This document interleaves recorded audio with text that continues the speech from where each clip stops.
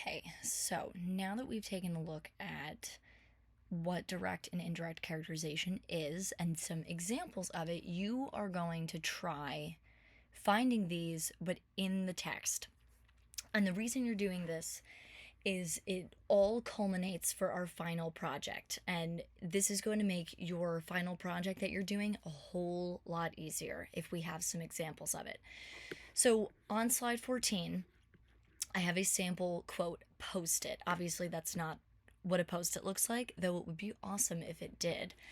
So our objective here is to look through the lens of characterization, but we're going to identify specific examples of indirect and direct characterization as you read the story. You'll find pretty quickly that there are some great examples of how, of the main characters being described either directly, we don't have to guess, or indirectly, we have to kind of infer. So since indirect can kind of be trickier, I have an example of that for you on this slide. So what I want us practicing doing is identifying the page number. So in this case, this came from page 78. Okay, and I'm going to leave this out of slideshow mode because I want to be able to highlight, and I don't know how to do that when it's in present mode.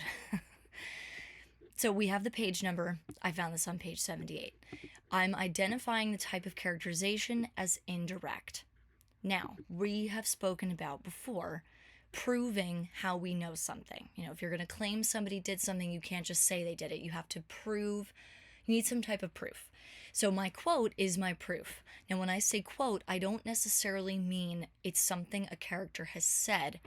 It's something that is directly taken from the text. So in this case, no one is saying this, but it's stated, I'm taking it word for word from the paragraph. So the quote I have is, "This is the story of the great war that Rikki Tikki Tavi fought single-handed." Okay?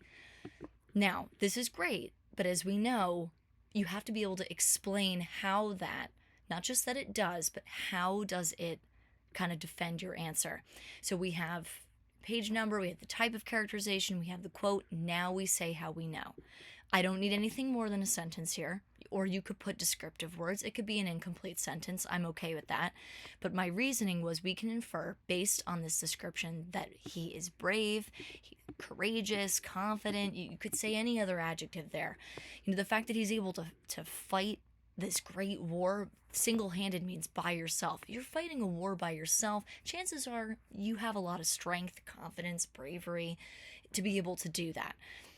Okay, so what you're going to do now, you have an example, and this is within the first couple sentences of our text.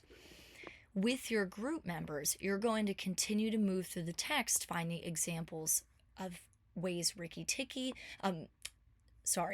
characterization for Rikki Tikki versus characterization for the snake, Nagaina, okay?